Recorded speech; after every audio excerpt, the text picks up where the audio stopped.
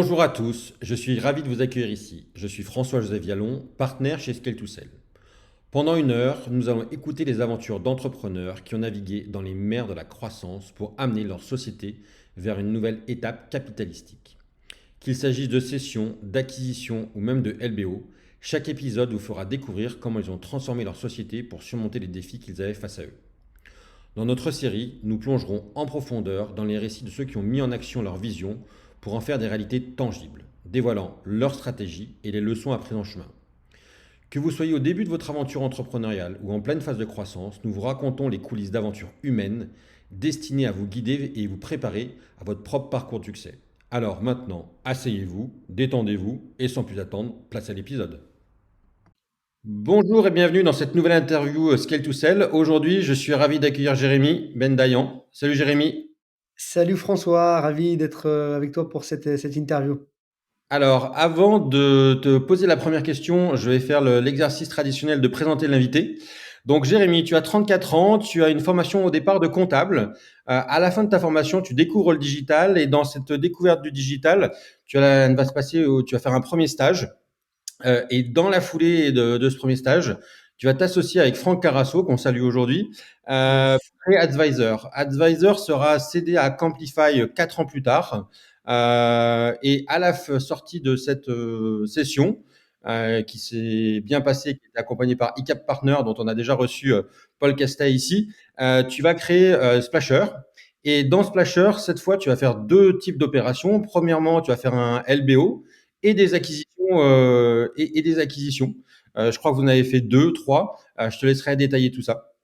Aujourd'hui, Yes. je vais te laisser dire aussi un petit peu les chiffres peut-être du groupe Splasher, qui maintenant s'appelle Joe, si j'ai bien suivi. Mhm. Exact, ouais, Ouais. t'as tout bien résumé, parfait. T'as bien fait Bon, le boulot. voilà, c'est parfait alors. Impeccable.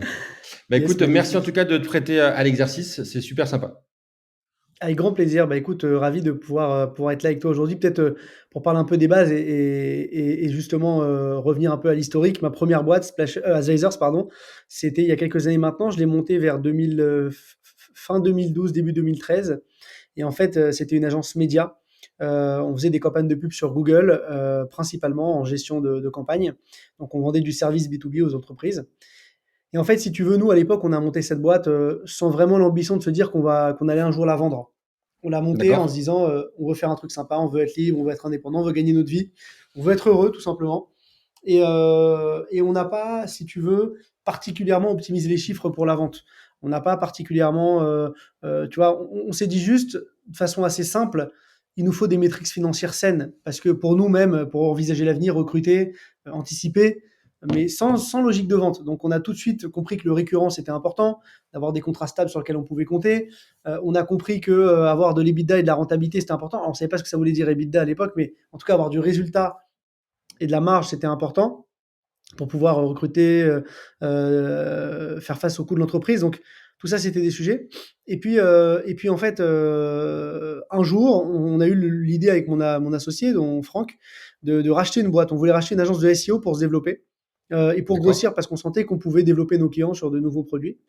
Et lorsqu'on commence à regarder des boîtes à racheter, en fait, on se rend compte qu'il y a des agences comme nous, des concurrents, qui vendent plutôt leurs boîtes. Et on est tombé sur Ads on Wall, qui était un de nos concurrents à l'époque. Et Ads on Wall, il venait de vendre sa boîte. Il venait de vendre sa boîte à une autre boîte qui s'appelle Effilab. Et 6 mois après, Effilab s'est vendu au groupe Solocal pour à peu près 15 millions d'euros. Donc on s'est dit, putain, c'est pas mal. Les mecs n'étaient pas beaucoup plus gros que nous. Ils ont vendu pour une belle somme. Donc ça a commencé à nous attirer. Et puis on a regardé qui avait vendu Hudson Wall et on a vu qu'il y avait un cabinet qui les avait aidés qui s'appelle ICAP Partner. Et ICAP Partner, c'est un cabinet de conseil qui va t'aider dans la vente de ton entreprise ou de ta levée de fonds ou de ton LBO ou de toutes tes opérations financières parce que c'est leur métier et ils accompagnent les entrepreneurs sur ces sujets. Et donc, on a fait la connaissance de Nouma Bouragé qui est venu nous voir. Et il nous dit, écoutez les gars, votre boîte, elle est sympa, mais il vous manque des métriques clés. Déjà, il vous manque 1 million d'euros d'EBITDA. Si vous faites moins d'1 million d'euros d'EBITDA, donc de résultat net avant impôt, vous intéressez du monde, mais pas encore les gros. Donc, il faut aller chercher ces montants-là. Et plus vous faites d'EBITDA, plus on vous regarde de façon intéressante parce qu'il y a de moins en moins de cibles qui dépassent le million. Et surtout, il faut aussi travailler votre revenu récurrent, vos contrats récurrents, etc. Donc nous, le récurrent, on l'avait, les l'EBITDA, on l'avait, mais on pouvait encore plus l'optimiser. Donc un an avant la Alors, vente, on a compris les qu'est-ce que vous avez fait métriques. pour l'optimiser, justement? Bah, c'est simple, en fait, si tu veux, à partir du moment où tu sais que tu vas faire une opération financière, tu vas travailler tout simplement tes coûts. C'est vrai que, je prends un exemple bête, mais c'est tout con, mais quand tu dois faire, un deal, bah, tu vas faire attention, aux coûts que tu vas avoir. Donc ça peut être, des séminaires, au lieu de faire des séminaires qui vont te coûter 200-300 000 et d'investir, sur 10 ans parce que tu veux investir sur tes employés sur 10 ans, bah, tu as un horizon qui est plus court terme. Donc ton séminaire, il va être tout aussi sympa, mais par contre, bah, il va être peut-être, un peu plus proche de Paris. Il sera pas à Marbella, il sera, en Normandie ou dans un endroit un peu plus soft. Donc tu as une logique qui est un peu différente. Ça ne veut pas dire que tu n'as pas une vision long terme, mais ça veut dire que comme tu as une opération qui arrive court terme, il faut que tu optimises les chiffres. C'est simple, c'est efficace. Tu vois, c'est pas des calculs, non plus monstrueux, et ça, c'est pas dénaturer la boîte et l'activité. Donc, c'est juste des petits détails, mais je pense que nous, on l'avait quand même déjà bien optimisé parce qu'on avait quand même une bonne logique. Mon associé Franck, il a une vraie logique de financier. Donc, dès le début, on avait, quand même des chiffres bien optimisés. Idem pour les coûts, tu vois, c'est un exemple tout bête, mais tu te dis, je vais acheter des Mac neufs chez Apple, je vais mettre le top. Bah, là, tu dis, bah, je vais plutôt aller chez Back Market, je vais acheter des beaux ordinateurs reconditionnés, mais voilà, ça coûte 30% moins cher, ça tient aussi la route. Donc, c'est des détails, mais du coup, tu as une vision de l'entreprise un peu différente, qui est aussi plus responsable. Donc, c'est l'un dans l'autre, ça, c'est aussi intéressant. Donc, ça, c'était Advisors. Donc, finalement, Nouma, elle vient nous voir un an avant, on optimise un peu nos chiffres, et un an après, bah, on arrive à organiser la vente. On faisait un peu plus d'1 million d'ébits. On faisait, je crois, alors on faisait 1,3 quand on a commencé le process, et à la fin du process, on faisait 1,8. Mais en D'accord. fait, on a vendu sur l'année 1,3 en fait. On a vendu sur le 1,3, pas sur le 1,8. On a pris une petite partie de la surcroissance parce que c'était en cours d'année, mais bon, on n'a pas très bien négocié. C'était notre premier deal aussi. C'est vrai que souvent les entrepreneurs ils regardent plutôt le futur. Ils disent regarde, l'année en cours elle est top, je vais faire ça.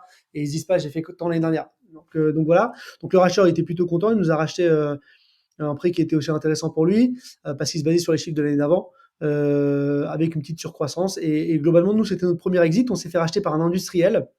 Et les industriels, souvent, ils rachètent pas très cher au multiple d'EBITDA parce que eux, ils n'ont pas les fonds que peuvent avoir les fonds d'investissement, que peuvent avoir les très gros industriels. Donc, c'est un petit industriel qui nous a racheté, qui s'appelle Quamplify. Et il nous avait racheté un multiple, je crois, de 7,5 fois les bits, plus une petite partie de leur surcroissance. C'est un truc comme ça, ce qui faisait un cash out à peu près de 10 millions d'euros hors cash. Avec le cash, je crois qu'on était à peu près à 12.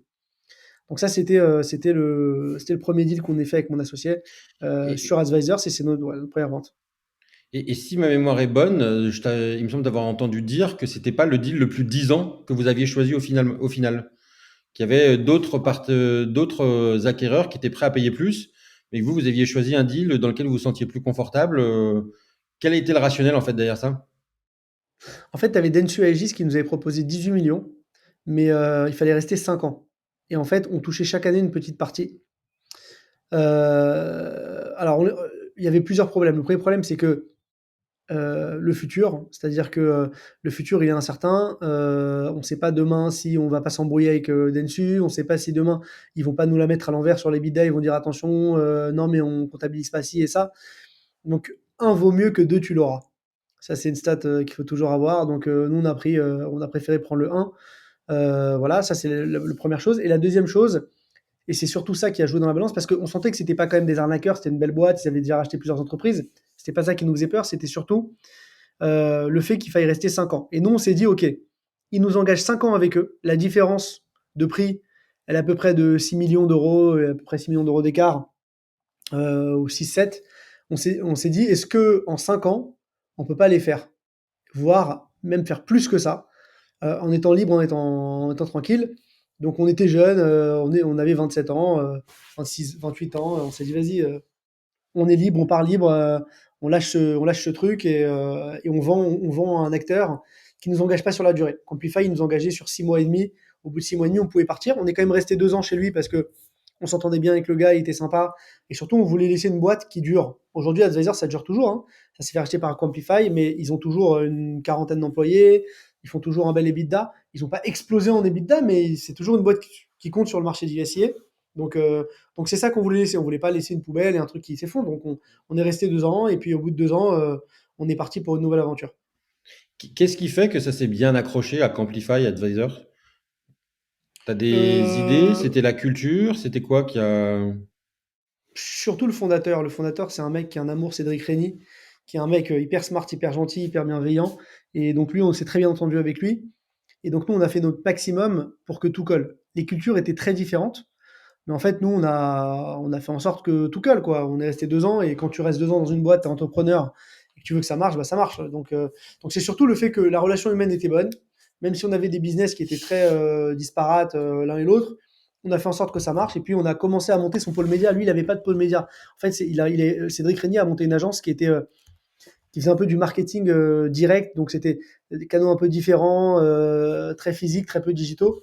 Et donc nous, on a lancé presque le pôle digital chez lui. Donc on a même commencé à initier le rachat de boîtes. On l'a aidé à racheter des boîtes, à repenser son groupe. Et aujourd'hui, il devient quasiment une agence média. Un peu ce qu'on voulait faire. Il a réussi la transition. C'est nous qui l'avons amorcé avec lui à l'époque. D'accord. Mais du coup, enfin, voilà, le projet d'entrepreneur était plus fort, donc c'est comme ça que vous êtes relancé. Juste une petite Exactement. question avant de basculer sur cette nouvelle aventure. Advisor, au moment où vous le cédez, c'est combien de personnes? Au moment où on le cède, c'est à peu près 20 personnes, D'accord? globalement. Et au moment où on part, c'est à peu près une quarantaine de personnes. D'accord. Donc Et quand on est parti, l'intégration a doublé en fait la taille de la ouais. boîte. Alors nous à la vente, on faisait 3 millions de chiffres et presque 1,7, 1,8 million d'EBIT, donc on avait un bel EBITDA.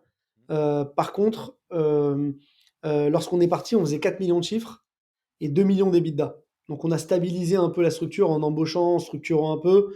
Donc on avait une croissance d'EBIT, mais au moins on était plus stable, un peu plus gros en termes de chiffre d'affaires.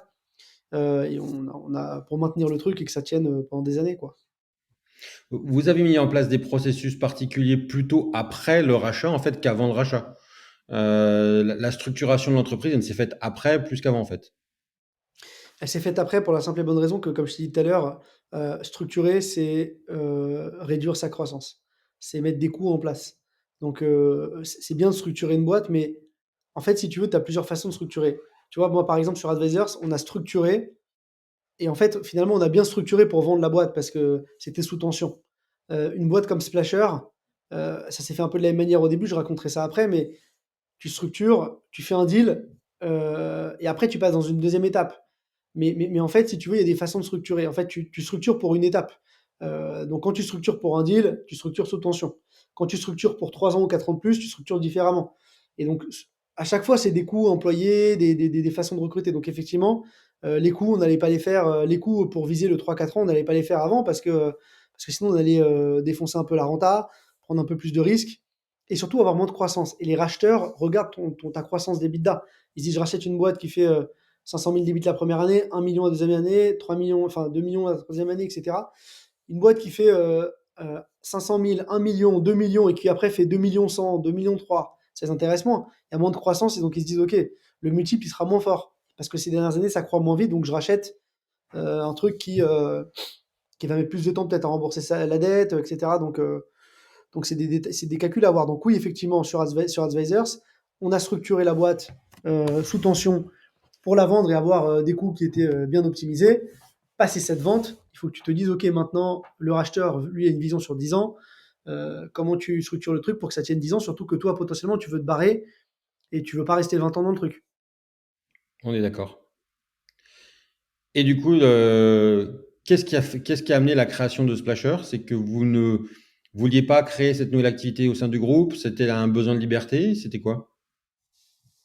En fait, on avait plein d'opportunités. C'est-à-dire que le fondateur du groupe nous a proposé de rester dans le groupe et de prendre la direction du groupe parce que lui, il voulait partir en retrait. Il voulait être le président, mais il voulait plus être le CEO. Donc, on a failli devenir co-CEO avec Franck du groupe et prendre des parts du capital et tout. Sauf que il y avait 200 personnes dans le groupe, c'était gros, et on s'est dit, on n'a peut-être pas les épaules. Nous, on aime bien le côté un peu startup, on redémarre de zéro. Et surtout, gérer 200 personnes, on ne sait pas faire. Donc, viens, on redémarre. On l'a fait une fois. Viens, on refait le même modèle, on le fait une deuxième fois. Et donc, on s'est dit, on remonte une boîte. Après, qu'est-ce qui a fait qu'on a monté Splasher particulièrement? C'est qu'on a vu une vraie opportunité sur le marché de la vidéo. On voyait que la vidéo explosait et que la consommation vidéo explosait. Sauf que les marques n'avaient pas les bons contenus pour performer.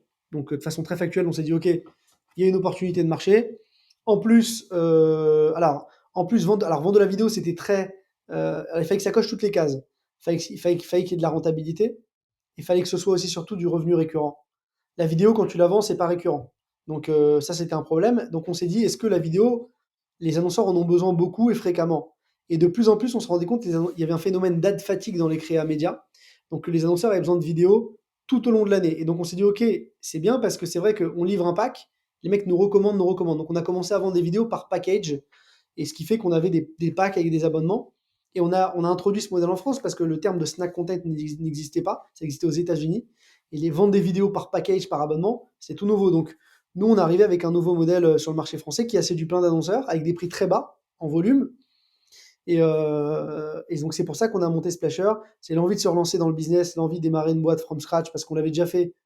Voilà. Deuxièmement, parce que c'était aussi plus facile. C'est un schéma qu'on avait déjà réalisé, donc c'est plus simple pour nous de dire on a fait un exit, on peut en faire un deuxième. Ça n'a pas l'air très compliqué de faire 0 à 1 million d'ébits. En tout cas, ça se fait. Et sur un marché où il y a une opportunité qui respecte les KPI qu'on vise pour la revente. Donc, du revenu récurrent, de la marge pour faire de l'EBITDA. Et sur du Sur service Splash, et sur du service sans techno, parce que nous, on voulait pas travailler sur de la techno. On n'avait jamais monté de boîte de techno, donc on voulait rester sur du service. c'était une de mes questions que j'avais oublié de poser sur Advisor. Vous n'aviez pas créé de techno spécifique, vous étiez prestataire de service. Exactement, parce que pour nous, il y a entreprise technologique, entreprise de service. Le problème quand tu es les deux en même temps, c'est que le racheteur, il va te valoriser le moins possible. Donc, comme une boîte de service. Donc, tu as les inconvénients d'une techno parce que tu te tapes les devs, les machins et les coûts, et en même temps, on te valorise mal. Donc, en fait, ne jamais faire les deux en même temps. C'est soit t'es l'un, soit t'es l'autre. Ou alors t'es Salesforce. Mais Salesforce, et encore, Salesforce, ils font même pas le service. Ils travaillent avec plein de SN qui font le service. Même si, voilà, ou t'es Google, par exemple. Mais ils font pas de service, ces boîtes-là. Soit t'es une boîte de techno, soit t'es une boîte de service. Et si t'es une boîte de techno, t'as des boîtes de service qui gravitent autour de toi, de ta techno. Ou alors tu distribues, voilà. Et si t'es une boîte de service, tu vends que du service parce que sinon, le racheteur te valorise comme une boîte de service, donc beaucoup moins qu'une techno. Une techno, ça se valorise un multiple de l'ARR, une boîte de service, un multiple de l'EBITDA, etc. Donc c'est des logiques un peu différentes. Parce que tu as eu aussi une expérience de session d'une boîte techno, si je dis pas de bêtises, avec Casper. Là, c'était un process que tu as vécu de façon différente dans la vente d'une techno versus la vente d'une boîte de service, où tu as Exactement. l'impression que quoi qu'il se passe, un acquéreur regarde les mêmes choses. En fait, alors Casper, c'est un sujet un peu différent. C'est donc juste après Advisors et avant de monter ma deuxième boîte Splasher, on a eu l'opportunité d'investir dans cette boîte-là, qui s'appelait pas Casper, qui s'appelait Short Touch, qui était la boîte de Alan, un copain à moi, qui est aussi le cousin de mon associé Franck. Et lui, il avait une idée qui était un peu différente. Il voulait connecter les gens dans le monde. Donc, tu voulais contacter une personne, tu pouvais la contacter, trouver son mail, son téléphone, etc. Et au début, il avait testé un modèle un peu B2B qui marchait pas avec des e-commerçants, etc.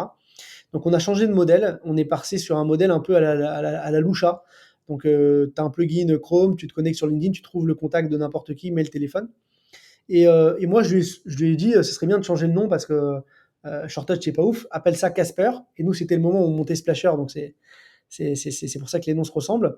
Casper, tu peux faire le petit fantôme qui va te trouver les données, etc. Donc, on a pris un logo qui ressemble à un fantôme, un truc un peu dark. Et on a commencé à distribuer de la donnée aux entreprises avec Casper sous forme d'un SaaS. Donc, c'était de la techno. Mais c'était pas une boîte que je portais moi-même. C'était plutôt la boîte d'Alan. Moi, par contre, on l'aidait beaucoup. Franck, mon associé, a géré toute la levée de fonds, a géré même la vente Mhm. après. Moi, je gérais avec lui la partie marketing et lui, c'était un peu le mec tech. Donc, on a vraiment été à l'initiative D'accord. de cette boîte, on l'a beaucoup aidé. C'est lui quand même qui l'a piloté au quotidien. Et à la revente, cette boîte-là, donc elle faisait pas mal de ARR. On était monté à 3 millions d'ARR, des beaux comptes en France. Et ça a été vendu pour plus de 20 millions d'euros. Donc c'était un deal intéressant. On aurait pu la vendre encore beaucoup plus cher parce qu'on voyait nos concurrents comme Lusha qui valorisaient encore mieux, qui sont des concurrents israéliens ou des boîtes aux US. Sauf qu'on avait un peu peur de la CNIL, les RGPD et les données personnelles, etc. Donc, comme on était franco-français et tout, on a préféré vendre. Mais du coup, les logiques sont différentes. Les valos étaient plus intéressantes. Les acheteurs ne regardent pas les bidas, Ils regardent plutôt un multiple de chiffre d'affaires. Et c'est des valos beaucoup plus énormes qu'on peut avoir dans le service. Par contre, c'est bien scindé. Casper, ça faisait que de la techno et Advisor, ça faisait que du service. Donc chaque boîte a son modèle, chaque boîte a son modèle de valorisation. Et quand tu montes un business, c'est important de faire ça et de ne pas mélanger les deux. Sinon, pour moi, tu es mort. Et d'ailleurs, il y a plein d'entrepreneurs qui font un. Tu vois, moi, par exemple, je vais parler d'un de mes concurrents qui s'appelle The Source. The Source, c'est un de mes concurrents sur la créa aujourd'hui. Il a monté une techno qui s'appelle Creative, je sais pas quoi, où en gros, il te permet de récupérer les datas de tes campagnes et de regarder les performances des vidéos connectées aux plateformes. Donc, c'est intéressant comme outil. Et il te dit, ah non, non, mais c'est pas les mêmes boîtes. Moi, j'ai une boîte à part qui a la techno. Sinon, j'ai mon agence. Mais en réalité, sa techno, c'est pas une vraie techno. Elle ne vit que pour l'agence. Et sa techno, aucune autre agence peut bosser avec sa techno parce que les liens capitalistiques sont trop forts. Donc, en fait, il est dans le pire des cas parce qu'un acheteur, il va voir les deux, il a dit attends, mais la techno, elle vit pas sans l'agence. Donc, tiens, le jour de la vente, un racheteur qui est pas con, il dit attends, on réintègre les coûts de ta techno euh, dans le deal. Donc, en fait, un acheteur, il est pas con. Son but, c'est de diminuer le prix de rachat. Donc, ce qu'il veut, c'est te pourrir et trouver tous les moyens pour pourrir. Donc, nous, on fonctionne comme lui, on se dit ok, qu'est-ce qui va faire le moins de friction possible? Comment on lui raconte la plus belle histoire? Et donc, donc on n'a jamais fait comme The Source ou comme nos concurrents, pris le choix de monter une techno parce que je trouve que c'était pas logique. Par contre, on travaille avec des technos qui proposent ce service. On utilise des outils, un outil qui s'appelle Motion, nous par exemple, qui est un outil de récupération de données sociales, etc. Donc on a la même chose, l'équivalent, sauf qu'il n'est pas propriétaire. Alors vous allez dire, ouais, mais c'est bien d'avoir une techno et tout, la boîte elle a plus d'avantages, sa propre techno et tout. Peut-être, mais le jour de la revente, bah, c'est une tannée parce qu'il faut intégrer des coûts de dev. Si ça se trouve, je te donne un exemple tout bête, mais leur techno, ils travaillent avec des devs aux Philippines. Super, il y a très, très peu de coûts de dev. Ok. Mais le racheteur, il dit, attendez, votre équipe de dev, elle est aux Philippines. Est-ce que vous avez pas un CTO en réalité, demain, vous barrez qui gère les mecs aux Philippines. Il faut qu'on monte une équipe sur place. Donc, on va réintégrer des coûts d'une équipe de dev à Paris. Ça coûte 300 ou 400 000. Voilà. Donc, on diminue votre EBITDA en prévisionnel de ce qui va se passer. Donc, le racheteur, son but, c'est de diminuer ton prix d'achat. Donc, il va tout faire pour. Donc, soit tu es une techno, soit tu es une boîte de service. Tout simplement. C'est bien de différencier, enfin, effectivement, d'être clair sur son business model. Exactement. Exactement. Et donc, du coup, 2019, vous lancez Splasher, donc post-session post-départ d'Advisor Camplify. Comment se passent les premiers mois? Qui sont vos premiers clients? Qui sont les clients que tes références qui vous ont amené là où vous êtes aujourd'hui? Mhm. Euh, écoute, tu veux dire qu'est-ce qui nous a amené à monter, Non, c'est plutôt à qui ont été, monter. comment se sont passés les premiers mois? Est-ce que le fait d'avoir vendu et réalisé un premier exit, c'était plus facile? Les portes se sont plus ouvertes Mhm. plus facilement? Est-ce qu'il y avait Mhm. des clients qui étaient et clients de Advisor et clients de Splasher sans vous voir comme concurrent? Ouais. Et puis Bah, après, qu'est-ce qui a fait que vous avez été aussi vite sur Splasher? alors déjà, la première question, c'est on a structuré enfin pour répondre à la première question, c'est on a structuré la boîte dès le début en se disant là cette fois-ci on va faire un deuxième coup Advisors. Là on est venu, on connaissait la machine, donc on s'est dit on va monter une boîte pour la revendre. Il y a une problématique, il y a une solution. On est sur un produit avec du revenu récurrent, de la créa en récurrent. On a de l'EBITDA, on sait vendre du service, on a monté une équipe, on va structurer notre boîte et on va la distribuer et la revendre. Donc on a créé un beau package pour la vendre. Donc ça, c'était dès le début, tout était optimisé pour dans notre tête et dans la façon dont on allait la développer. Par contre, après la croissance, choper des clients, c'était bien évidemment plus facile pour nous parce qu'on avait déjà des clients existants donc, donc qui avaient quand même des besoins en créa. Parce qu'en fait, on a senti, en fait, si tu veux, et c'est ça qui était intéressant, c'est que nos deux business ils sont assez liés. C'est un peu la suite logique, c'est que, comme je t'ai dit tout à l'heure, les annonceurs n'avaient pas de créa dans leur campagne média, pourtant ils en avaient besoin. Parce qu'en fait, le marché consomme de la vidéo de plus en plus. Donc nous, comme on répond à ce besoin, forcément, on a contacté tous nos anciens clients et on a eu une tonne d'anciens clients qui a signé avec nous. Donc déjà, ça a ramené beaucoup de business. La deuxième chose, c'est que comme on a, j'ai pas peur de le dire, on a inventé un marché. Ça n'existait pas de vendre de la créa à 2000 euros. Les formats UGC, on t'en parle aujourd'hui, mais moi je faisais ça il y a 4 ans. Et je parlais du GC déjà. Donc en fait, si tu veux, ça, personne ne connaissait. Et je vais même te dire, je vais même aller plus loin, TikTok n'existait pas. Aujourd'hui, on pense que TikTok, non, TikTok n'existait pas. Donc en fait, on a créé le snack, on parlait du snack en France avant que TikTok existe. Donc c'est des notions, la notion de créateur et tout, ça n'existait pas. On parlait plutôt d'influenceurs et on l'utilisait pas souvent dans les ads. Donc nous, si tu veux, comme on a inventé presque un marché en France, et qu'on vendait des vidéos à un prix tellement bas que ça n'existait pas. Tu avais t'avais des agences qui vendaient des créas à 20 000 balles, 30 000 balles, une vidéo tournée. Nous, on la vendait 2 000 euros, tout compris avec les comédiens, le tournage, le montage. Donc les mecs, ils pétaient un câble et on a signé énormément d'annonceurs. Le bouche à oreille s'est fait très vite. Donc toutes les marques, les grosses marques ont bossé avec nous. Et toutes les marques qui avaient des gros budgets médias. Et on a signé, là aujourd'hui, on doit avoir plus de 700 ou 800 clients. Mais on a signé très très vite des gros acteurs. Des exemples de clients avec lesquels on travaille encore aujourd'hui, ça va être Se Loger, LinkedIn, Galerie Lafayette, TikTok, Unibet, Paris en Sport, la FDJ, bref, dans tous les Pfizer, dans tous les secteurs d'activité, dans la food, on a bossé avec Burger King, avec Pokawa, bref, plein d'acteurs en fait, divers et variés, des startups, les Swile, les Usign. Donc c'est devenu très énorme parce qu'en fait, on était les seuls. Tu vois, toi, je Et sais que tu là, as monté une boîte dans le testing. ouais, Dans le testing, tu avais des concurrents à l'époque. C'était un marché qui était exactement, quand ouais. même concurrentiel. Alors, moi, il n'y en avait pas.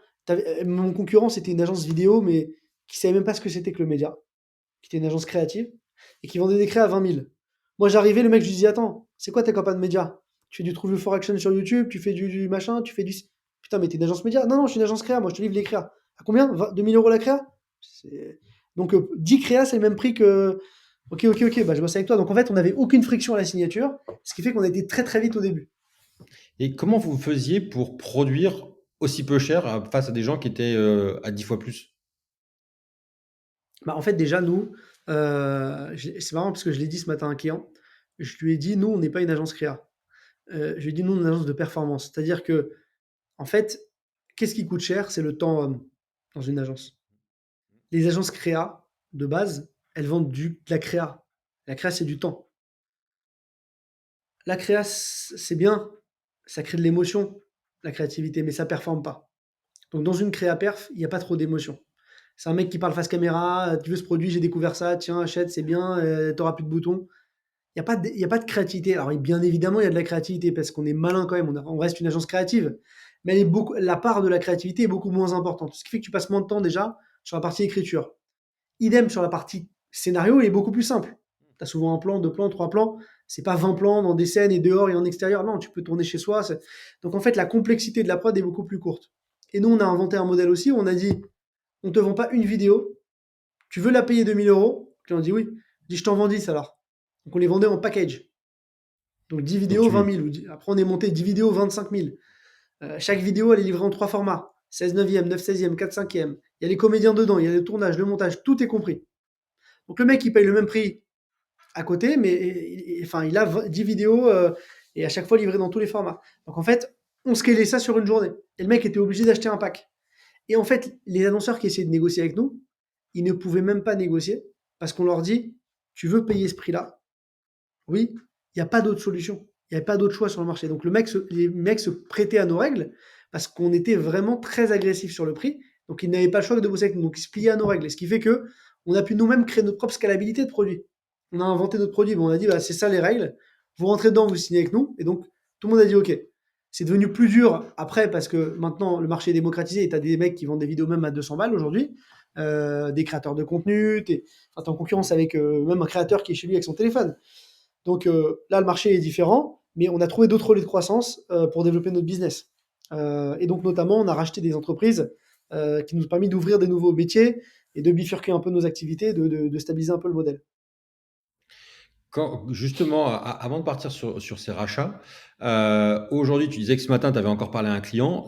Vous avez organisé les ventes comment? C'est toujours toi et Franck qui avez votre bâton de pèlerin pour aller voir tous ces annonceurs que vous connaissez, que vous avez dans votre réseau, ou vous avez une équipe commerciale structurée auquel tu délègues en fait la croissance de la boîte? Et lien avec la question qui viendra sur les acquisitions, est-ce qu'aujourd'hui, vous chassez en meute pour les différentes sociétés du groupe ou est-ce que c'est chaque société qui reste indépendante sur son organisation? Mmh. Bah, écoute, c'est une bonne question. Au début, on commençait, Franck et moi, à ramener du business, comme toujours, et au bout d'un moment, on a recruté un sales, un head of sales qui a monté une équipe. Donc aujourd'hui, on a une équipe de commerciaux qui travaille pour la distribution des produits du groupe. Cette équipe de commerciaux, elle vend tous les produits du groupe. Donc elle présente Jaws et elle présente, qui est le groupe, les différentes entités, les différents produits en fonction des besoins clients. Si un client vient nous voir pour de la vidéo, bon, on va pitcher Splasher. Si un client vient nous voir en mode j'ai besoin de global, de vidéo, de machin, elle pitch le groupe. Donc on a des 16 groupes.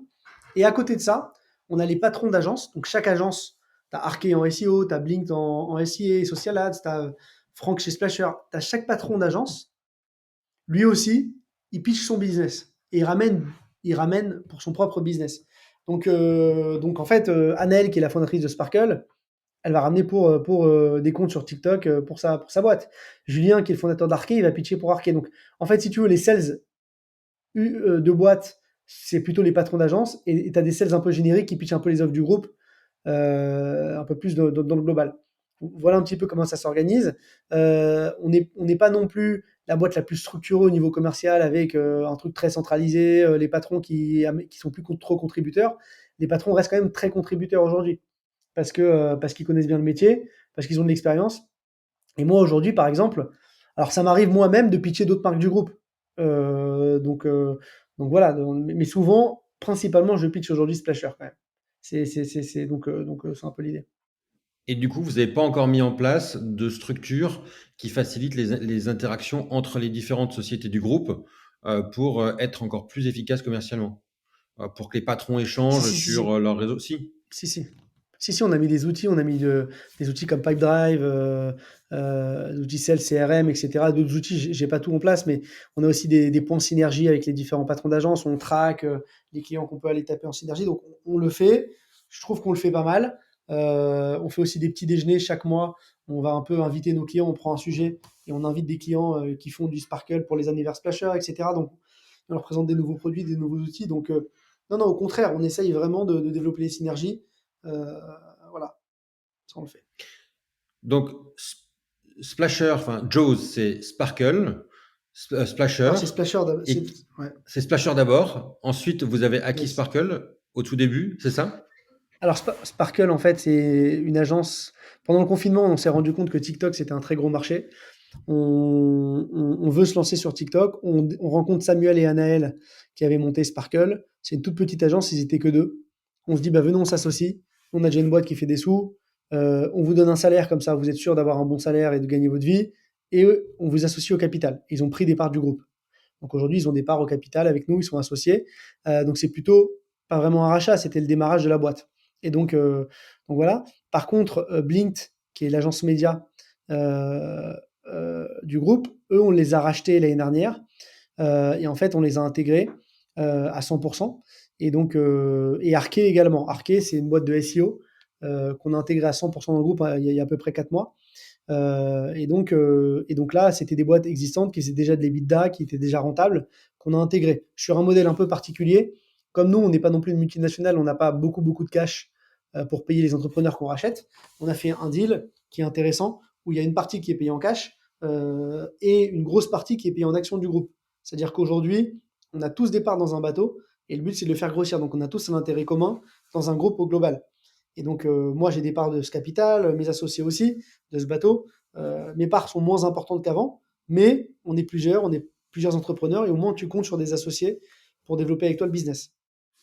Et pourtant, vous êtes adossé à un fonds dans toute cette histoire. Alors, l'année dernière, il y a 2 ans, on a fait un deal avec un fonds parce que au bout de 3 ans d'entreprise, au bout de 3 ans de Splasher, nous, je te rappelle qu'on avait monté cette boîte initialement en se disant on va la revendre dans 3 ans. Enfin, Splasher, Advisors, on avait mis 5 ans à la revendre, 5-6 ans. Splasher, on a dit on va le faire en 3-4 ans. Et à la base, on s'est dit on va monter 1 million d'EBITDA et on la revendra un peu comme on a fait. Sauf que le marché a été dans notre sens. Covid, tout le monde à la maison, tout le monde consomme du contenu, arrivée de TikTok, tout le monde veut de la vidéo. Donc au lieu de faire 1 million d'EBITDA, on fait 4 millions d'EBITDA en 3 ans. Et on fait 8 millions de chiffre d'affaires. Donc le truc est parti en sucette, ça nous a dépassé. Le problème, c'est que on est trop gros pour un petit, et on est trop petit pour un gros. C'est-à-dire les racheteurs, il n'y en avait pas 50 non plus. Donc en fait, On est trop petit pour un Publicis. Par contre, on est trop gros pour un Camplify, tu vois, ou pour ce genre de boîte. Donc là, on s'est dit, OK, c'est quoi l'autre option? L'autre option, c'est le LBO. Donc c'est des fonds d'investissement qui se disent, les gars, là, vous êtes à la taille bâtarde, venez, on va chercher plus d'EBITDA, 6, 7, 8, 9 millions, 10 millions d'EBIT, et à ce moment-là, on revendra parce qu'on aura la bonne taille pour aller chercher un grand groupe qui voudra nous racheter. Donc ça, c'était un peu la vision et l'objectif qu'on a été chercher. Donc ce fonds nous permettait en fait de faire un cash out, et donc le LBO permet aux associés de sortir et de se dire ok, de matérialiser le succès. Donc c'est comme une vente partielle. Et le fonds va prendre des parts minoritaires ou majoritaires. Nous, c'était un LBO minoritaire. Et ils ont pris des parts minoritaires, 26% du groupe aujourd'hui. Et donc, le fonds, c'est mon associé. C'est un de mes 7 associés, quand je compte Sparkle, Splasher, enfin tous les associés de toutes les boîtes. Ça, c'est mon associé. Donc, le fonds, c'est des mecs qui vont m'aider sur la partie financière, des associés sur la partie financière. Ils vont me donner les bons métriques, les bons KPI. Ils vont m'aider sur la structuration de mon futur deal, parce que leur but, c'est de vendre aussi, avec une vision très financière. Donc, ils nous amènent beaucoup de structuration. Le fonds va pas t'apporter beaucoup au niveau business, parce que en fait, bon, ils ont quelques contacts, mais eux, ils sont au quotidien du marché financier. Par contre, si tu as besoin de lever un peu de dette pour racheter d'autres boîtes, si tu as besoin d'organiser ta boîte en recrutant un CFO pour mieux te structurer, ils vont être là. Et ils nous ont aidés sur ces sujets. Donc, par exemple, dès le début de quand ils sont arrivés, on a recruté un CFO qui est excellent et qui a changé la vie de notre entreprise. Il s'appelle Jean-Gabriel. Et ça a été un vrai changement. Ils ont mis en place un board mensuel. D'ailleurs, on a le board juste après le call à 15h30. J'ai le board avec eux. C'est le board mensuel. Et en fait, c'est tous les jeudis, enfin, un jeudi par mois. Et en fait, on a un point, on va regarder les chiffres financiers. Et nous, ça nous permet aussi de nous mettre dans le produit, de comprendre un peu ce qui va, ce qui va pas. Parce que plus la boîte grossit, plus on a des gros chiffres. Et donc, ils ont mis en place une rigueur qui est intéressante, et qui nous a apporté beaucoup de choses. Idem pour là, on a racheté d'autres boîtes. Bah, ils nous ont aidé à structurer les deals, comprendre comment les négocier. Ils nous ont expliqué aussi, bah, ils nous ont aidé sur les levées bancaires pour aller chercher un peu de dette en plus. Donc tout ça, c'est un accompagnement qui est intéressant parce que nous, on se dit, OK, on aurait enfin, on voulait vendre, mais on n'a pas réussi. Donc là, on fait un LBO, on fait un cash out quand même, mais mine de rien, ils vont nous aider à aller chercher un plus gros deal d'ici quelques années si on fait plus d'EBITDA. C'est un peu l'idée. Si tu fais bien ton travail. Et en dehors du CFO, il y a eu d'autres recrutements stratégiques qui ont eu lieu ces dernières années, qui ont changé la typologie de l'entreprise? Ah, le head of sales, ça a été un premier recrutement stratégique. Nous, initialement, on n'a jamais de sales. C'était Franck et moi les sales de la boîte. Le fait de recruter Julien, head of sales, ça a beaucoup amené. Le fait de recruter Ilham, qui est une customer success chez nous, c'est des postes, au final, tu te dis, c'est du surplus, mais mine de rien, ça nous a permis de fidéliser énormément de clients parce que, bref, c'est quelqu'un de brillant et en fait, voilà, ça a été important. Donc, il y a des recrutements comme ça que je pourrais te donner qui sont importants dans la boîte. Il y a eu Clément, il y a eu Diane chez nous, c'est des créatifs qui apportent beaucoup aussi au quotidien et beaucoup d'autres. Mais globalement, si je devais choisir, je dirais Julien, le head of sales, qui a vraiment été structurant dans la partie sales. Tu as Julien sur le pôle financier. Et je pense que la prochaine étape, c'est la partie RH. Il faudrait qu'on structure, mais pour le moment, on est structuré un peu par entité, donc on galère un peu. Aujourd'hui, Joe, c'est une quarantaine de personnes à peu près, c'est ça? Alors aujourd'hui, Jaws, on est 100. On est 100 D'accord. personnes. Ah, j'étais pas à jour.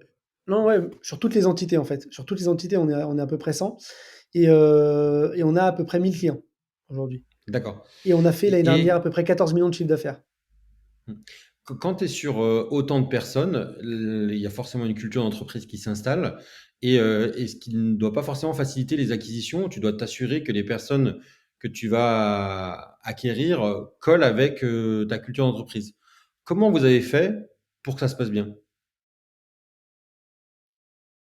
On a racheté vraiment co-feeling. C'est-à-dire que Sparkle et Sparkle, ça a été des gens avec qui on s'est très bien entendu, qui avaient qui étaient presque du même âge que nous, qu'on connaissait un peu de loin. Donc en fait, affinitairement parlant, c'est bien passé et on a vraiment monté la boîte avec eux. Donc là, il y a moins eu de problème, ils étaient que deux. Blinked, ça a été aussi intéressant parce que Blinked, le fondateur Quentin, c'est un mec moi que je connais depuis 10 ans. C'était mon concurrent à l'époque, il bossait chez Orixa Media. C'était le patron de l'agence. Et donc on était copains depuis 10 ans, on se voyait, on prenait des cafés, on mangeait ensemble. Donc on avait une bonne relation ensemble. Ce qui fait que bah, quand on a voulu racheter des boîtes, je l'ai appelé et ça a été beaucoup plus facile parce que Quand tu as un mec que tu connais, que tu aimes bien et que tu vas pour racheter, c'est beaucoup plus simple. Et on savait qu'il était dans le même ADN que nous, qu'il avait le même mental, la même envie. Et le dernier, Julien Potier de chez Arquet, ça s'est fait un peu différemment. Là, on a pris ICAP Partners pour nous aider sur un mandat à l'acquisition. Donc on les a sollicités, on D'accord. leur a dit voilà les gars, on veut racheter une boîte, trouvez-nous une boîte. Et donc eux, ils nous ont trouvé Arquet. Et comme ils nous connaissent depuis plus de 10 ans maintenant, ils savaient aussi ce qui nous intéressait. Et donc ils savaient la typologie de boîte. Et donc ils nous ont amené quelqu'un qui est vraiment du même âge que nous, le même mental, qui communique un peu sur LinkedIn, sur les réseaux, tu vois. Et donc ça a tout de suite fité. Julien, on s'entend très bien. Et aujourd'hui, on a une bonne, vraiment, on bosse tous en osmose. Il y a une volonté de continuer les acquisitions ou aujourd'hui, enfin, vous devez digérer l'étape dans laquelle vous êtes en continuant de vous structurer, notamment par le pôle RH dont tu parlais? Mhm. On pourrait se dire, on rachète et tout. Après, on le fait pas principalement parce que ça a un coût, mine de rien. Il faut sortir du cash.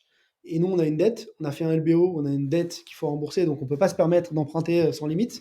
Surtout que les taux, là, ont augmenté euh, depuis le moment où on a fait le LBO. Donc, ça coûte cher racheter. C'est pas anodin. Il faut avoir beaucoup de cash. Et donc, aujourd'hui, on peut pas se permettre, en tout cas cette année, de refaire un rachat. Peut-être que si l'année prochaine ça se passe bien, on envisage d'en refaire un. Mais principalement, le côté financier nous empêche de le faire aujourd'hui. Et le deuxième point, c'est aussi le fait de digérer effectivement les rachats. On veut montrer qu'il y a de la croissance organique parce que un racheteur qui va te racheter un groupe, il va dire, OK, quelles sont les synergies dans ce groupe? Est-ce que c'est un groupe qui est cohérent? Est-ce que c'est pas un amas de boîtes qui veulent rien dire et qui travaillent pas ensemble? Il faut montrer de la synergie. C'est pour ça qu'on met beaucoup d'efforts aujourd'hui sur créer cette synergie. Et moi, j'aime bien une phrase du CEO de Publicis, Sadoun. Je crois qu'il s'appelle Arthur, ouais, Arthur Sadoun. Arthur Sadoun, ça, c'est ça, Lui, ouais. lui, Arthur Sadoun, ouais. Lui, il disait un truc intéressant. Il disait maintenant, il a dit aux commerciaux de Publicis, vous n'avez plus le droit de signer un client qui n'a jamais été chez Publicis. Vous devez signer un client qui est déjà enregistré chez nous. C'est-à-dire qui bosse actuellement avec nous. Donc, où vous allez les trouver, les clients? Dans les boîtes du groupe. Démerdez-vous à faire des synergies entre vous. Parce que on a déjà suffisamment de clients, allez les chercher chez vous et le groupe est en croissance. Et ils n'ont pas le droit de signer de nouveaux clients en acquisition, en tout cas, c'est ce que j'avais lu, et c'était sa logique. Donc, nous, c'est ce qu'on doit faire, en fait. En fait, aujourd'hui, on a travaillé avec déjà plus de presque 1000 clients. C'est énorme. Dans ces 1000 clients, il peut y avoir de la recommande, ils peuvent acheter d'autres produits chez nous. En réalité, on n'aurait pas besoin de signer du nouveau business. Si on n'est pas con, on fait des bonnes synergies. Donc, c'est pour ça qu'on veut aussi se concentrer sur ça. Quand vous faites une acquisition, vous avez déjà mis en place un playbook que vous déroulez à chaque fois sur l'intégration, au bout de tant de jours, les gens doivent basculer sur le même CRM ou c'est au cas par cas, que vous faites les choses? C'est un peu au cas par cas. Aujourd'hui, on n'a pas mis en place des gros process parce qu'on reste quand même un petit groupe, on est 100 personnes. Mine de rien, chaque boîte, elle a une vingtaine d'employés, entre 20 et 30. Donc ça reste des petits business, ce qui fait qu'on arrive facilement à s'organiser. Est-ce que ça sera comme ça dans quelques années où on sera beaucoup plus? Je sais pas. Mais en tout cas, là, aujourd'hui, on le fait vraiment à la mano et à la volée. Et toi, quand tu regardes un dossier, tu as des points de vigilance particuliers ou tu fais confiance à tes partenaires pour les avoir traités en amont? Alors, moi, si tu veux, c'est vrai que on a les partenaires qui regardent en amont, on fait quand même relativement confiance. J'ai aussi mes associés qui regardent et qui sont notamment Franck et Arthur, qui sont très sur le côté financier. Moi, ce que je vais regarder, c'est plutôt le côté humain, parce que globalement, enfin, le deal qui nous a amené, c'est un deal qui est potentiellement un truc qu'on recherche, qui bosse en synergie avec nous. Ça, c'est ICAP qui s'en est assuré. La partie financière, les métriques, c'est souvent Franck et le fonds qui regarde. Donc, à partir du moment que ces étapes sont passées là, moi, ce qui me reste à faire, c'est est-ce que ça va fitter au niveau des équipes, au niveau opérationnel. Donc, globalement, moi, c'est vraiment les principaux éléments que je regarde. Les principaux éléments que je regarde, c'est vraiment le fit humain. Si la personne qu'on va intégrer est sympa, si on sent que ses équipes, il peut y avoir des bonnes synergies, si on sent qu'il a envie, c'est ça que je vais regarder principalement. Mmh. C'est très intéressant. Avant de terminer sur cette interview, dans ta vie de dirigeant aujourd'hui, est-ce qu'il y a des pièges que tu aurais pu éviter et quelles erreurs que tu as faites, tu as trouvé utiles? Yes. Est-ce qu'il y a des pièges que j'aurais pu éviter? Ouais, les pièges justement, c'est quand tu montes une boîte de service, tu montes pas une techno, Ça, on a fait les erreurs. On a toujours été attiré par la techno parce qu'on voyait les valos de fou. Et donc, on a monté des petites technos qu'on a abandonné très vite parce que c'est pas notre métier, ça coûte, c'est machin. Donc, on a monté sur Advisors une petite techno, on a monté sur Splasher une petite techno, et en fait, on les a vite sautés. On s'est dit, mais non, c'est pas ça qu'on veut faire. Et en fait, on se disperse à un moment donné. Donc vraiment rester focus sur son projet, son produit, ça c'est important. Voilà. Et le deuxième point, c'est essayer de rendre scalable son business. On est sur des métiers de service. Le service, c'est pas scalable. Donc comment tu organises toute ton activité pour rendre scalable ton business? Combien de personnes tu recrutes? Combien de personnes, enfin par tête de pipe, combien de chiffre d'affaires qui est généré? Combien de marge? Quel est ton modèle? Et tu penses toute ton activité. Là, tu vois, par exemple, je parlais avec mes associés de Blinked, et ils ont un modèle de facturation au jour homme. Ce modèle, il est intéressant, mais il n'est pas évolutif, parce que le client, il faut le renégocier à chaque fois dès qu'on passe plus de temps, etc. Donc j'ai dit, oui, nous, on change de modèle, donc il faut penser à un truc scalable. Si tu dois à chaque fois renégocier ton client quand tu as un changement, c'est pas scalable. Donc en fait, il faut vraiment penser ton business, comment, dans toute mon offre, que ce soit de la création à la distribution, il y a un truc qui est scalable et qui marche. Donc moi, c'est les deux points importants, c'est penser à rendre scalable toutes tes parties de business et bien évidemment, rester focus soit sur une techno si tu es une techno, soit sur du service si tu es du service. Et encore une fois, c'est une logique aussi de scalabilité parce que c'est dur de faire les deux, c'est dur d'être partout. C'est les conseils que tu aurais aimé qu'on te donne avant que tu te lances ou t'en aurais aimé d'autres? Franchement, je pense que c'est les seules erreurs vraiment qu'on ait faites. Peut-être que d'autres conseils, au début, c'est vrai qu'on a mis un peu de temps à choper des clients parce qu'on n'avait pas trop de réseau. Et donc le côté événementiel, c'est vrai qu'on a sponsorisé nous un événement qui s'appelle les Big Boss, qui a été intéressant au niveau Ouais, business. C'était un petit dont risque, c'est connu mais d'ailleurs. c'est connu maintenant et c'est un événement de networking digital. C'était au tout début. Bah, tu vois, ça nous a apporté pas mal de business et de légitimité. Donc, ce genre d'événement, en fait, si tu veux, c'est être prêt à saisir les opportunités. Tu vois, aujourd'hui, si je démarrais, tu me parles des Big Boss, j'y serais pas allé. J'y serais pas allé parce que les Big Boss, c'est connu, tout le monde y va et tout. Mais en tant qu'entrepreneur, c'est de te dire, vas-y, écoute ton intuition. Si tu sens qu'il y a des trucs que personne ne fait, qui sont intéressants, même si ça coûte un petit peu cher et que tu sens que tu vas faire vraiment la différence, vas-y. Donc les big boss, c'est peut-être ça, ces conseils, c'est de ne pas avoir peur de se faire confiance et d'y aller. Tu vois, et aujourd'hui, je fonctionne un peu avec cet instinct. Là, par exemple, on a fait une OP sur ma boîte, sur Arke, ma boîte de SEO. On a sponsorisé une newsletter qui s'appelle Scalesia, où il y a 80 000 inscrits sur la news. Bon, ça a un coût, mine de rien, mais j'avais l'instinct que ça allait cartonner. Ça a cartonné. Et je lui ai posé les bonnes questions. Je lui ai dit, est-ce que ta news elle a déjà été sponsorisée? Est-ce que tu vois, donc j'essaye toujours d'avoir un coup d'avance sur ça et de trouver les trucs que les autres ne font pas, parce que c'est là où tu vas avoir une prime au début. Donc c'est ce genre de truc que j'aurais aimé avoir comme conseil, c'est pouvoir se faire confiance aussi et de pouvoir y aller. Ouais, c'est des trucs importants aussi. T'as monté Advisor avec Franck, t'as monté Splasher avec Franck. C'est quoi pour toi le portrait robot de l'associé idéal? Écoute, bah, Franck et moi, je trouve qu'on est très complémentaires. C'est la complémentarité. Il faut trouver un associé qui va apporter des choses que tu ne sais pas faire ou que tu ne veux pas faire. Donc l'associé idéal, c'est le mec qui fait les trucs que tu fais pas. C'est ça l'associé idéal. Après, il doit avoir d'autres qualités. Il doit être fidèle. Tu dois avoir confiance en lui. Ça, c'est important. Et je pense que c'est les deux critères les plus importants. C'est, il doit vraiment être complémentaire avec toi, faire des trucs que tu ne fais pas. Et la deuxième chose, c'est que tu dois pouvoir lui faire confiance. Si tu as ces deux éléments, à mon avis, tu es déjà pas mal. Parce que même si c'est pas. Alors, Franck, il est très intelligent, il l'est beaucoup plus que moi. Mais je pense même, tu vois, que même si tu as un associé qui fait des trucs que tu fais pas, et en même temps que tu lui fais confiance, même si c'est pas une star atomique, bah, il va déjà t'apporter de la valeur parce qu'il te fait gagner du temps. Et en même temps, tu as besoin d'avoir un associé dans un business parce que je trouve que ça te permet de te soulager un peu dans la difficulté. Donc, le fait qu'il soit là, juste le fait qu'il soit là, ça te soulage. Tu vois. Donc, pour moi, voilà, j'ai donné les critères les plus importants. Et donc, Franck est un très bon associé parce qu'en plus d'être bon et intelligent dans ce qu'il fait, voilà, tu vois, lui, il travaille sur des trucs que j'aime pas trop faire. J'aimais pas trop faire de sales à l'époque. Maintenant, j'en fais un peu plus. Tu vois, lui, il adorait ça. Toute la partie administration financière, calcul des coûts, rentabilité, il adorait ça. Il venait du monde de la finance. Moi, ça me faisait chier. Par contre, l'opérationnel, lui, ça lui plaisait pas. Donc, moi, j'étais plus sur ce côté-là. Voilà. Et après, par contre, c'est un ami depuis plus de 10 ans. Donc, c'est un mec, en qui j'ai confiance et en qui j'avais confiance. Je connaissais sa famille, ses parents, tu vois, je savais que je pouvais lui faire confiance. Et voilà. Et je pense que les red flags dans les associés, avec lesquels il faut pas trop s'associer peut-être, je dirais les frères et sœurs, parce que les frères et sœurs, tu peux être déçu. Euh, c'est même pas une question d'argent, mais en fait, tu te permets plus de choses avec ton frère, ta sœur, tu vois. Donc en fait, il y a une relation qui des fois peut être disproportionnée dans un business. Et aussi les amis, meilleurs amis, tu vois, meilleurs amis, meilleurs copains, parce que tu as un truc d'affect qui vient au-delà. Et quand tu es entrepreneur, tu vis des problèmes, tu vis des choses.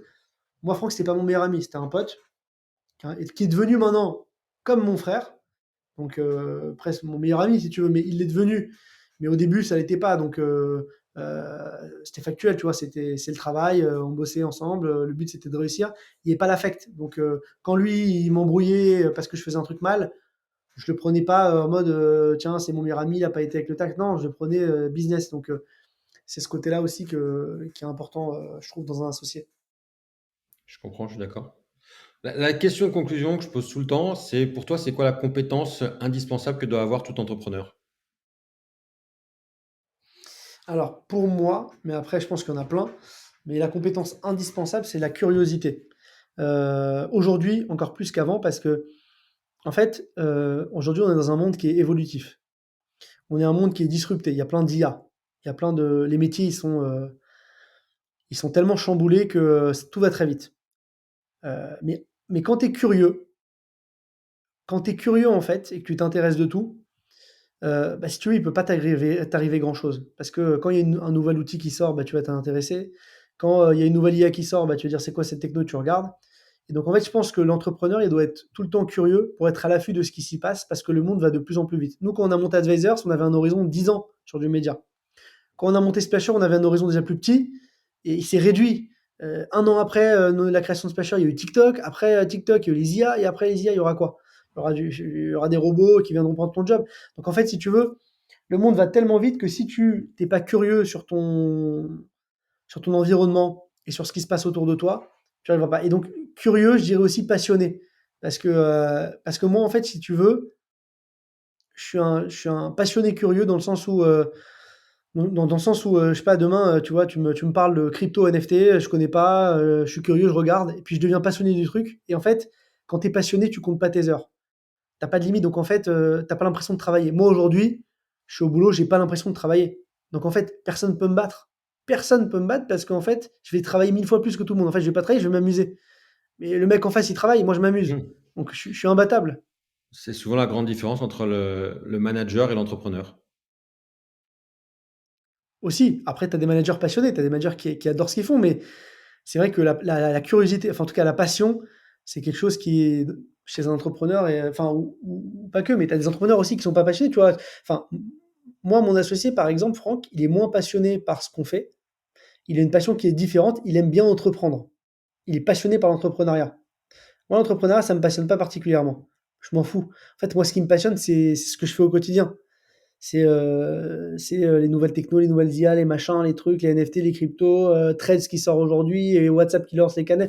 En fait, je vais être geek, je vais regarder, et à la fin, bah, je deviens bon dans le truc parce qu'en fait, je suis tellement passionné par ça que je m'arrête jamais. Versus quelqu'un qui, lui, bah, est pas trop curieux, qui va pas se passionner facilement, et donc qui va travailler, qui va au boulot le matin. Moi, je vais pas au boulot, je vais m'amuser, comme je t'ai dit. Bah écoute, on va te souhaiter de t'amuser encore longtemps, en conclusion. J'espère que je me lasserai pas, que je me Bon, de lasserai pas de tout ça, mais toute c'est ce façon, que, ce que tu peux me souhaiter de mieux en tout cas. si tu te lasses, tu vendras, tu nous raconteras le processus de vente, et puis tu repartiras dans un projet. Je pense que c'est ça ce qui va se passer, hein. À mon avis, Bon, je vais avoir du mal à m'arrêter. bon bah super. Écoute Jérémy, merci pour cette heure que tu as passée en notre compagnie. C'était super Merci intéressant. beaucoup. Où est-ce que les gens peuvent te contacter? LinkedIn, j'imagine, mais aussi sur d'autres réseaux sociaux? Ouais, LinkedIn, ils peuvent me contacter, c'est mon canal principal, et je suis aussi sur Threads depuis aujourd'hui, le Twitter qu'a lancé Meta, où je suis très actif parce que j'ai lancé un compte il y a quelques temps, et j'ai aussi créé un channel privé WhatsApp où je partage des infos, des actus sur le marketing digital, sur le business. Donc hyper intéressant, si ça les intéresse, il y a tous ces canaux. Mais le mieux, ce serait D'accord. LinkedIn, ouais. Ok. Écoute, encore une fois, merci Jérémy, puis à très bientôt. Avec grand plaisir, merci François. À bientôt.